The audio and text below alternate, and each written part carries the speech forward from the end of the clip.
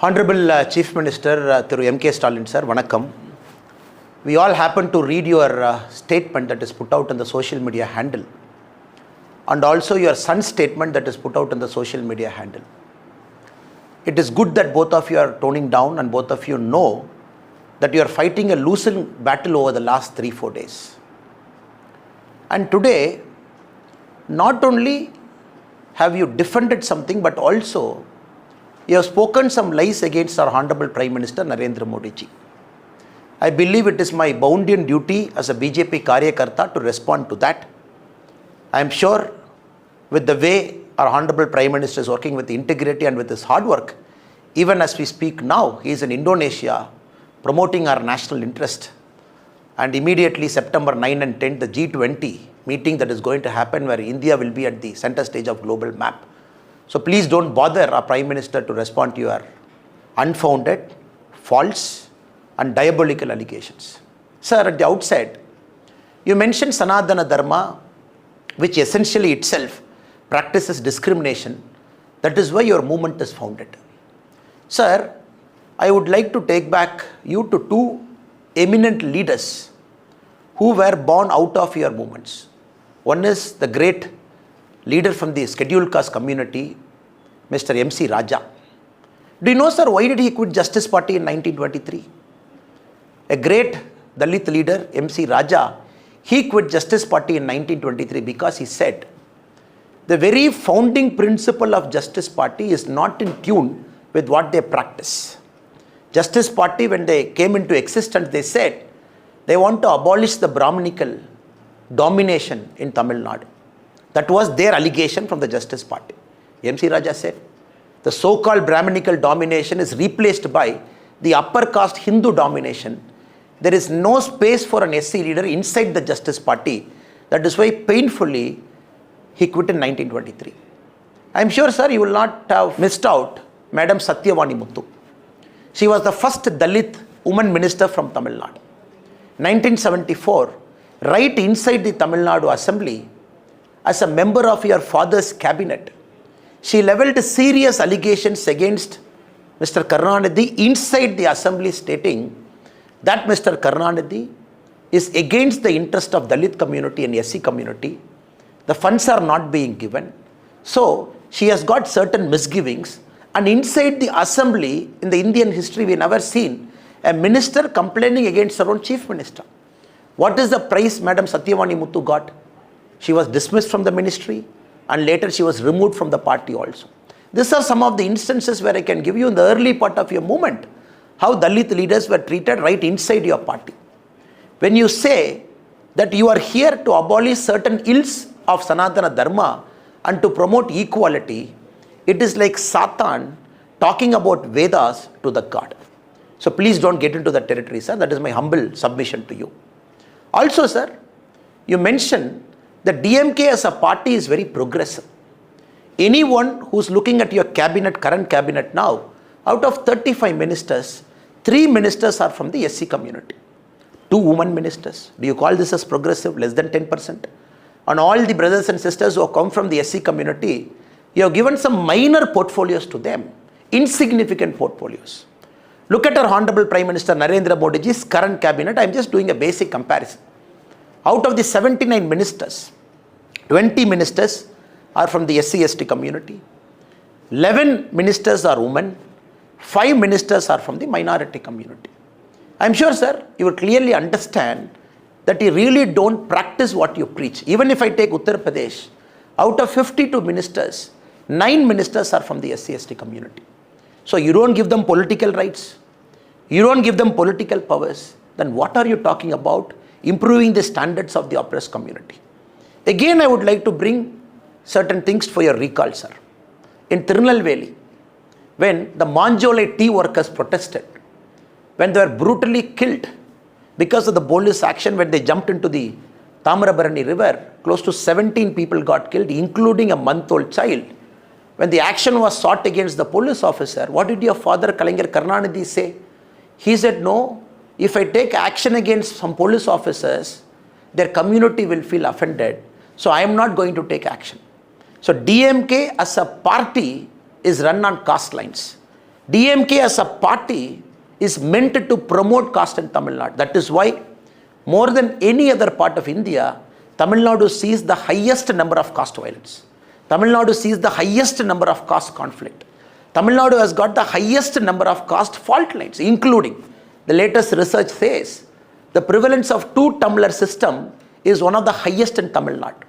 That is why we had a shameful spectacle last year when during the Independence Day, under your regime, many Panchayat leaders belonging to SC community were not allowed to host their flag.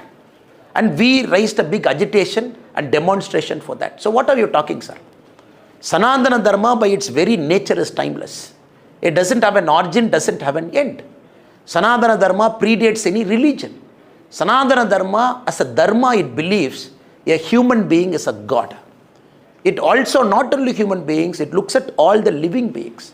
By its very nature, it treats everybody equally. Of course, there are humans inside every religion. Some of the discriminative practices are brought out by humans.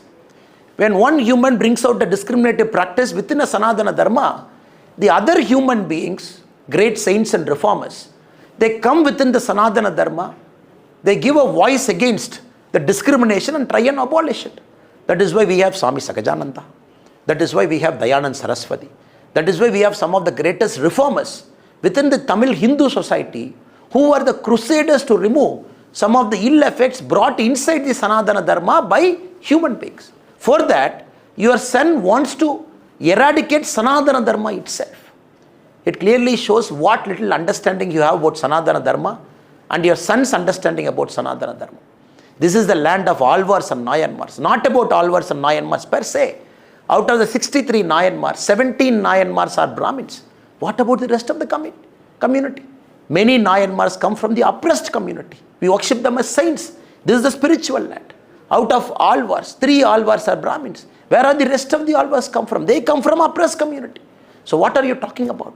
This is a god where a person who is belonging to the oppressed community is treated as a god. We worship them. And any small issues that is happening within the Sanatana Dharma, that is purely the creation of some human beings, other great saints and reformers, they come and abolish it within the Sanatana Dharma itself. Please don't practice what you preach. Your son, he calls himself a practicing Christian in December 2022. Now he says he doesn't have any faith over it. In the Sanatana Abolition Conference, your HRNC minister sits in the dais where your ideologue, Dravida Kalagam's current president, K. Veeramani, says Sanatana Dharma means Hinduism. Your ideologue says, can you give a condemnation statement against Mr. K. Veeramani stating Sanatana Dharma is not Hinduism, which is what you are telling? In the stage when he is saying Sanatana Dharma is Hinduism, and your son in the same stage wants to abolish Sanatana Dharma, which is Hinduism. What was your HRNC minister sitting in the stage who has violated every single oath he has taken to become a minister? Now, Mr. Chief Minister, please understand. Your lies will not keep working. You live in the age-old premise that 1,000 lie which is getting repeated 10,000 times will become 1,000 truth. Here it is not going to happen. The people of Tamil Nadu has seen you, has seen the historic corruption that you have brought into the administration, has seen your family dominating the Tamil Nadu administration, your son and son-in-law swindling money. We have leveled very serious allegations against you, including the release of PTR tapes, where you said on record, your previous finance minister, talking about your son and son-in-law, amazing close to 30,000 crore. The Madras High Court a few days back has said that the mere continuation of Sendil Balaji as a minister is violating all democratic ethos and norms that is required for a good governance. Still you have kept him as a minister and the taxpayers are giving him salary. What are you talking about probity in governance? Nobody is afraid of India alliance, sir. All of us wanted India alliance because once India alliance comes, people of India will see the dynast, the corrupt, the cabals, the elitist, the family-run parties all sitting in one high table.